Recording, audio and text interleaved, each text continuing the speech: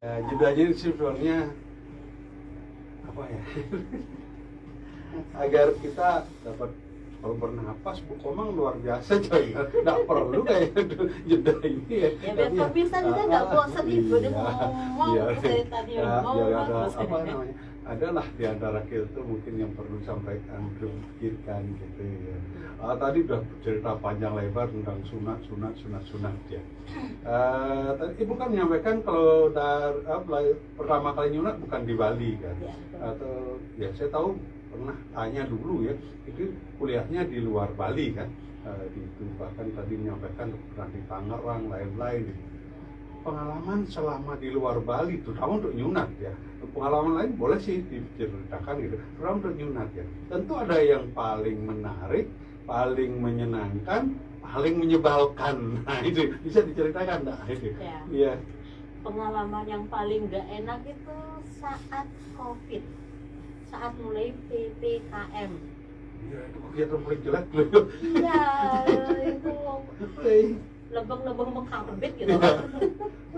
Itu Ya, saat itu satu undangan nyunat di Probolinggo, naik dari Banyuwangi naik kereta api. Karena kan Probolinggo posisinya dari Surabaya nanggung, dari Jogja juga nanggung, dia di tengah-tengah, jadi bandara nggak ada. Jadi naik kereta, udah kereta api jalan, ditelepon, Bu Hari, sunatnya batal. Kenapa? Dibubarkan karena PPKM.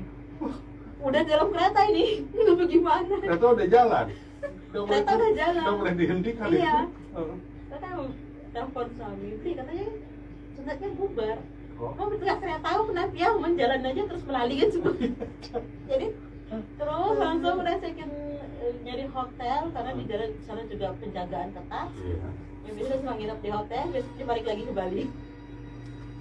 Iya. Terus jadi orang melihat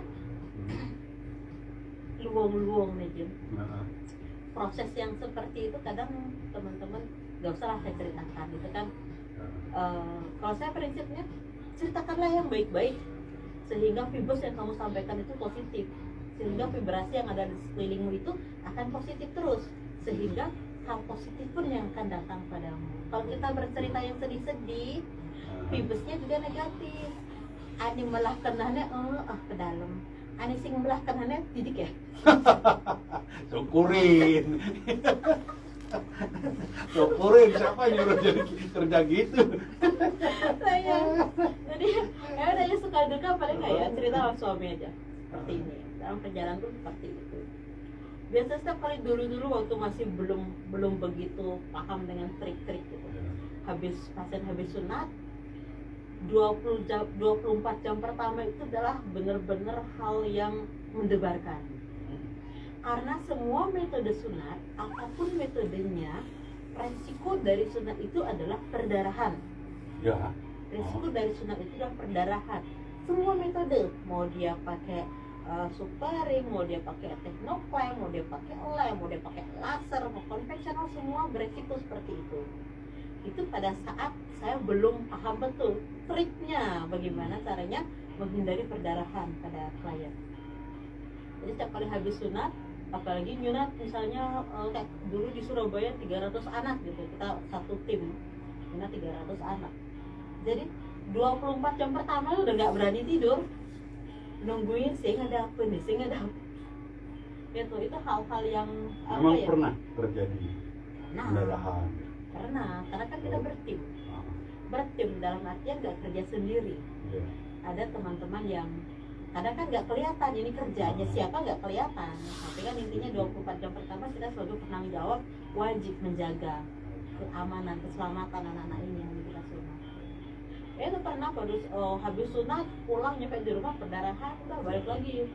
Kita harus prepare, kita harus memberikan solusi untuk anak tersebut, bagaimana caranya gitu. Jadi setiap kali ada permasalahan, belajar dari pengalaman itulah, sehingga kita bisa mampu meningkatkan percaya diri kita. Pada saat kita melakukan tindakan-tindakan itulah berbagai macam masalah muncul. Dari situlah kita belajar, oh kalau ketemu kasus seperti ini yang kita lakukan. Jika kasusnya seperti A, B, B yang kita lakukan. Gitu. Itu yang membuat kita akan makin pede, makin percaya diri dengan apa yang kita lakukan. Gitu. Kalau dulu di Jakarta pernah juga ada sunatan massal. Jakarta kan gila ya, pokok macetnya. Dari 1A ke B, dari B ke C, mancanek kan. Iya. Itu jadi dulu akhirnya pada saat kita menemukan satu metode yang saya rasa wah keren banget ini, benar-benar solusi untuk pencegahan perdarahan tadi.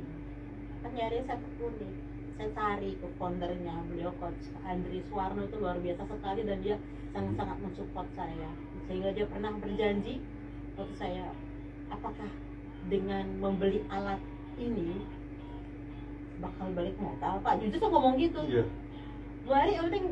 Bari kerjakan, kalau nggak balik modal saya kembalikan uang, walaupun itu barang belinya dari USA, dari Amerika, saya kembalikan. Akhirnya sekarang nggak nyampe setahun Pak, Iya. balik modal bahkan lebih. Aduh bener-bener ya ampun, inilah jalan Tuhan, inilah jawaban dari proses panjang yang saya lakukan, dari belajar luka, dari belajar Tapi luka sekarang masih kan?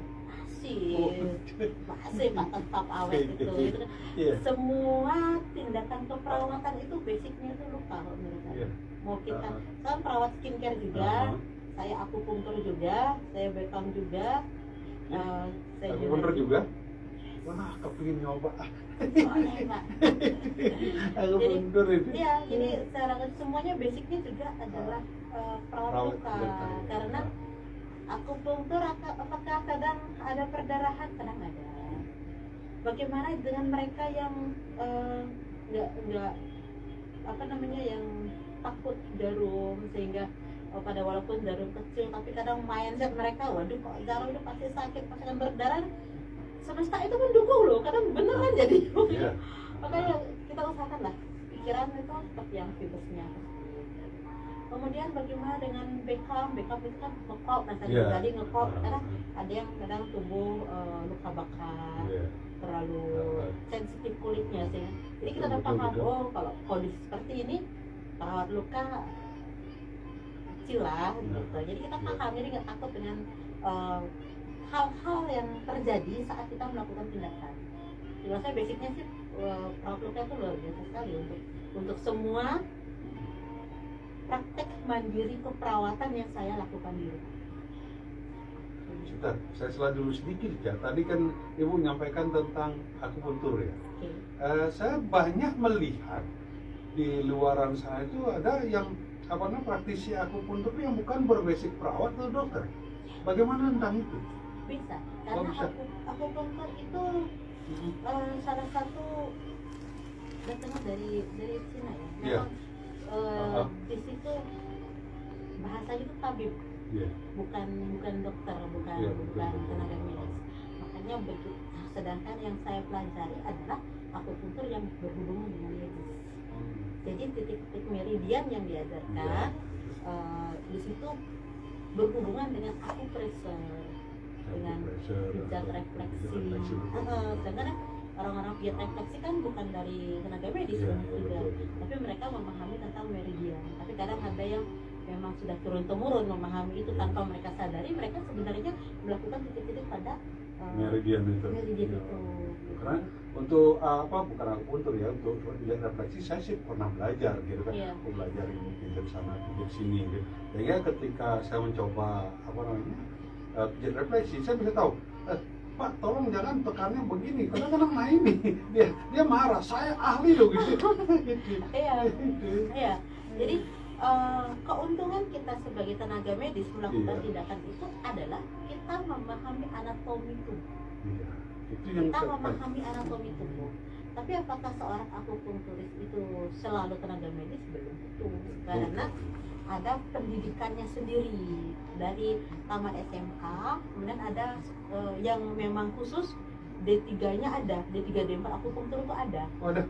Ada Solo, di Solo ada Pak itu. Oh, gitu. Solo di Jakarta sudah salah, saya lupa juga tempatnya. Jadi sudah ada sekolahnya sendiri. Jadi bukan dari tenaga medis ngambil itu enggak. Gitu. Jadi seorang obstetris juga. Tapi kalau dari kami yang tenaga medis, kita mengikuti pelatihan obstetris tersebut. Kebetulan yang saya waktu itu Dr. Ali, seorang dokter yang memang mendalami khusus ilmu-ilmu dari Cina tersebut. Iya. Sebelum dunia medis masuk, ilmu-ilmu akupuntur, akupresur itu yang bermain di zaman-zaman kerajaan. Ya, kalau saya baca-baca di cerita sejarah sih nggak pernah ketemu yang teori akupuntur itu dari sangat tua, dari negeri Cina, dari sini gitu ya. Itu saya juga pernah mencoba. Sebenarnya sih bukan dicoba oleh teman gitu ya. Ayo coba kita akupuntur ya, itu berikan saya jarum gitu aja. Tusuk gitu. Mau sih, waktu tusuk nggak terasa apa-apa. Besoknya ada efek dikit terasa itu ya. Iya, karena kan efeknya tidak bim Iya, instan. Ya. Kayak makan cabai langsung panas atau lagi panas sama turun. Ada proses gitu. Kembali ke sunat apa itu liburan, ini kan lagi liburan ya. Ya sebentar lagi rame-ramenya lah. Wah, Tadi mau berangkat ini udah masa kan kenapa? Betul kan waktu saya kemarin nawar jam 8 boleh nggak Pak kemalaman? Emang jam 7 kemana? Ada sunat sebenarnya. Ayo sudah tahu juga Ibu bisa maju nggak ke jam 5 aja. Jadi termasuk pemerkosaan itu ya. Ini setiap hari ya. Oke, pertanyaan lain ya, mungkin ini di luar ya, tapi ya masih berhubungan ya. Rata-rata dalam sebulan, jangan seminggu ya, rata-rata dalam sebulan ada berapa pasien untuk sunat? Untuk sebulan kalau hari biasa dalam artian tidak musim liburan. Iya. Sebulan itu rata-rata 15 atau 20. Yah, itu cuma minggunya aja libur. Banyak itu. Wah, Bapak sunat ada di sini. Ya, setiap hari Pak ini kalau untuk liburan karena yang saya kampanyekan di sini sunat di Bali itu sebagai sunat staycation atau hospital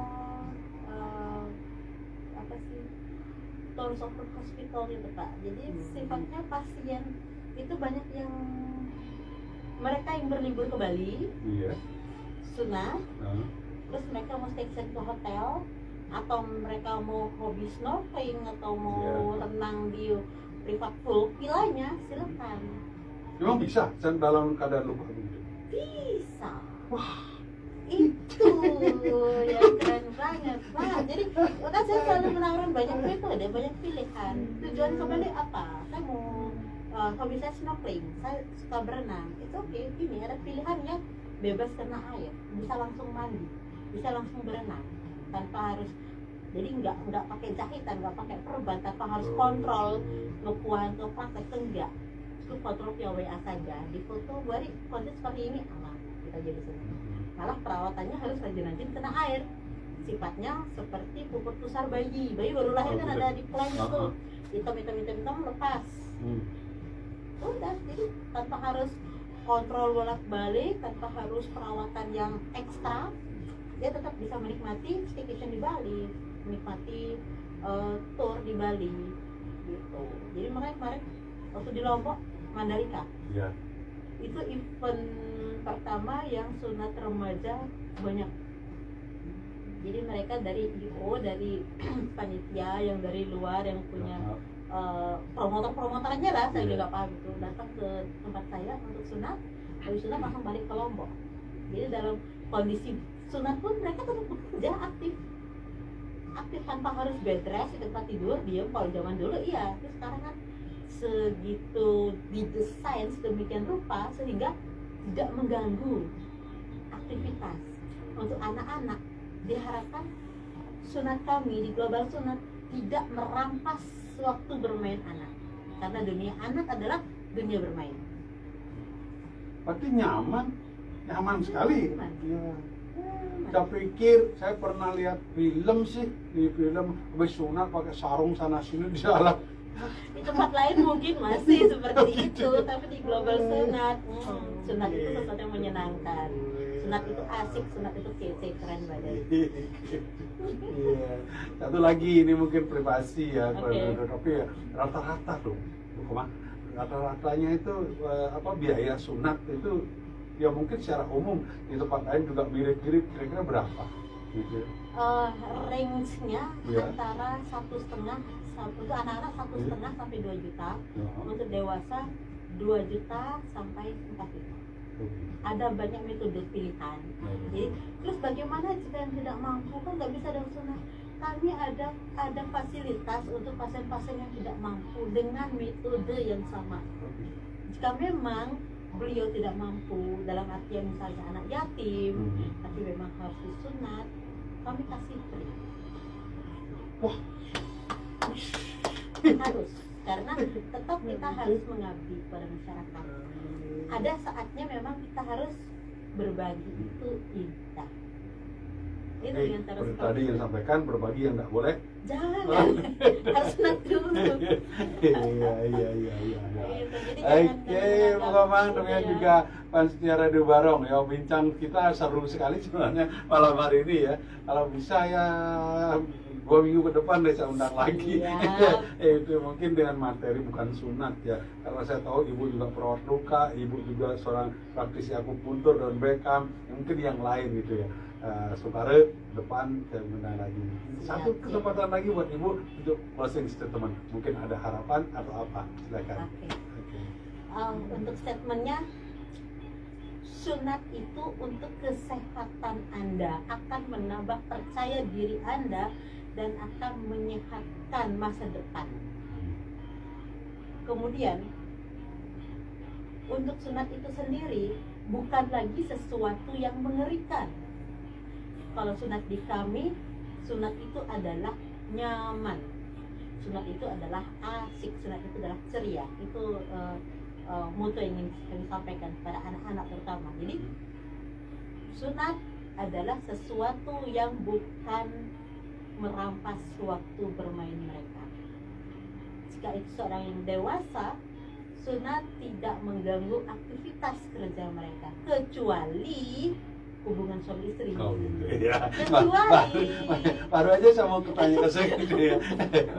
kecuali Ternyata itu langsung dijawab. Saya mau nanya itu, bagaimana yang langsung ya. Ya dalam keadaan luka tuh nggak boleh kan itu. Iya, Iya. betul itu. Dan untuk pemirsa Labareng Pak, saya memberikan voucher cashback. Jika informasi yang Bapak Ibu dapatkan dari radio ini, kami memberikan cashback 100.000 Ya. untuk tindakan. Jadi udah sampai perawatan selesai, sampai sembuh. Ya. Iya. Wah, Panitia Barong nih yang pengen sunat, kalau memang ada satu hal yang harus dilakukan sunat, silakan ya. Kalau memang takut, ya lain cerita. Yang jelas, sunat itu tidak ada hubungannya dengan agama, tidak ada hubungannya dengan budaya. Yang ada itu adalah dengan kesehatan. Ingin sehat, ya Sunat. gitu ya.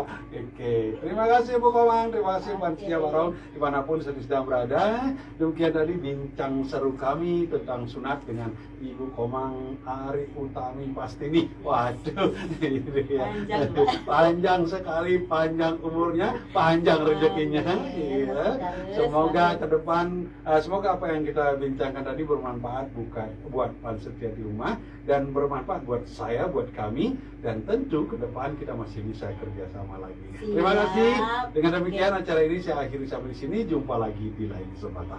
Permisi.